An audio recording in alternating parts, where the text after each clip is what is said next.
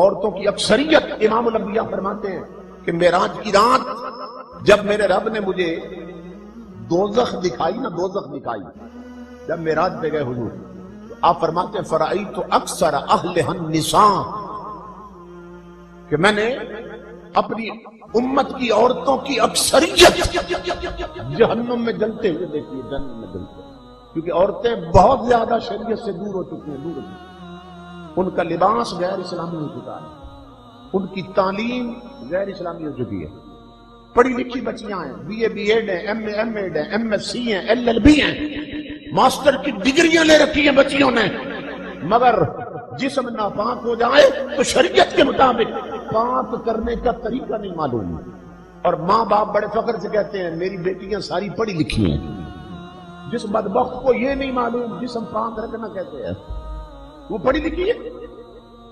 غور سے سنو امام الانبیاء کے غلاموں اور میری ماں بہنوں بیٹیوں، آج کوئی گھر ایسا نہیں کہ جس گھر میں یہ دو چیزیں نہ ہوں، امیروں کا گھر ہے یا غریبوں کا گھر، عورتوں کے پاس ایک سرخی ہونٹوں پہ لگانے والی لپسٹک، اور دوسرا نیل پالش ناخنوں پہ لگانے والی۔ افسوس یہ ہے کہ یہ دونوں چیزیں ہر گھر میں ہیں، مگر نبی کی شریعت ہر گھر میں نہیں ہے، یہ رکھی ہوئی تو ہے پر شریعت کا مسئلہ نہیں معلوم۔ اب سنیں گے تو آنکھیں کھلیں گی۔ کئی جوان ایسے ہیں کہ جن کی شادی کو 6 مہینے ہو گئے، سال ہو گیا، اور ان کی بیویوں نے نیل پالش اترنے ہی نہیں دی۔ یہ شریعت کا مسئلہ یاد رکھیں، جس لڑکی نے، جس عورت نے ہاتھوں پاؤں کے ناخنوں پر نیل پالش لگا رکھی ہو، یہ پالش جو ہے نا یہ ایک پینٹ کی طرح ہے، جیسے روغن کرتے ہیں لکڑی پہ، اسی طرح ناخنوں پہ روغن چڑھا دیتے ہیں، نیل پالش کو، ناخنوں کی پالش۔ تو یہ جو ناخن ہے یہ اللہ نے بنائے، اللہ نے، یہ ناخن اللہ نے بنائے، اور جب ان پر عورت نیل پالش لگا دیتی ہے تو یہ نیچے چھپ جاتے ہیں اور اوپر اس کا کور ہو جاتا ہے، اس کا خول چڑھ جاتا ہے اوپر پالش کا، نیل پالش۔ تو جس عورت کا، جس لڑکی کا، شادی شدہ لڑکیوں کو ہوتے جسم ہو جائے ناپاک، غسل ہو جائے واجب۔ اب یہ کتنی لڑکیاں ہیں اور کتنے خاوند جو یہ شریعت کا مسئلہ جانتے ہیں۔ جس نے نیل پالش لگا رکھی ہے، جب تک مکمل طور پر سارے ناخنوں سے نیل پالش نہ اتارے، وہ 7 سمندروں میں 100 بار غسل کر لے، جسم پاک ہی نہیں ہوگا۔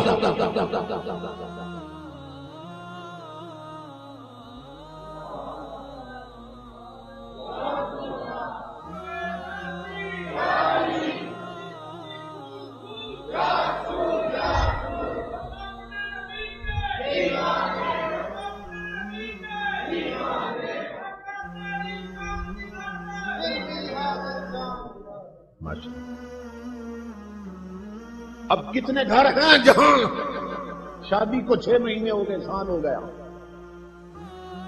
اور ان گھروں کی بہوؤں پر، عورتوں پر سال کے اندر غسل واجب ہوا 1000 بار، جسم ناپاک ہوا 1000 بار، اور نبی کی شریعت کے مطابق غسل نہیں ہوا 1 بار بھی۔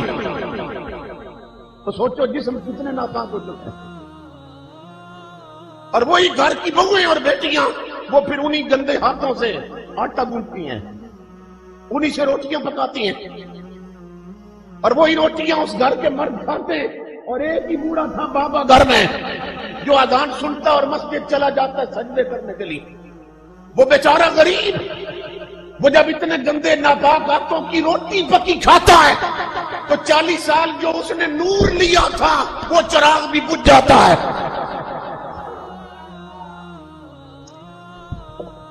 ان بیٹیوں کو کون سمجھائے، ان بہووں کو کون سمجھائے کہ شریعت سے کتنی ہم کتنی دور جا چکی۔ بتائیں اس پر ہے توجہ کسی کی؟ اس طرف بھی ہے دھیان کسی کا؟ اسی طرح تاجدار کائنات کے غلاموں جو سرخی لگاتی ہیں، سرخی لگاتی ہیں، عورت اگر سرخی لگا کر اس کو مکمل نہ اتارے اور مکمل اتار کر غسل نہ کرے، اصل ہونٹوں تک جو سامنے ہوتے ہیں پانی نہ پہنچے تو 1000 بار بھی غسل کر لے، جسم ناپاک رہے گا۔ تو تو بی اے پاس ہو گئی، ایم اے کر لیا بچیوں نے، فیسیں برباد کر دی ماں باپ نے، کیا سیکھا بچی کو؟ اسے شریعت کی ہوا بھی نہیں لگی۔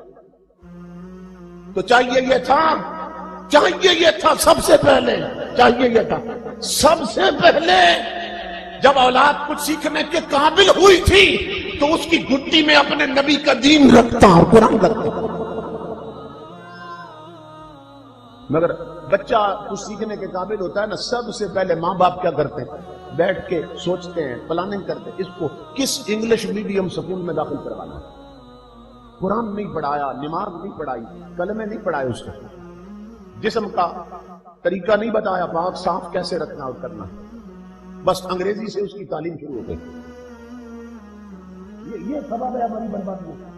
میری ماں بہنوں بیٹیوں، ایک وقت تھا کہ تمہارا مقام یہ تھا کہ گھروں کے جب مصلے آباد تھے، جب قرآن الماری میں نہیں بیٹیوں کی جولی میں رہتے تھے، اور ہر وقت وہ تلاوت قرآن کرتی تھی اور تاجدار کائنات کی غلامی میں رہتی تھی۔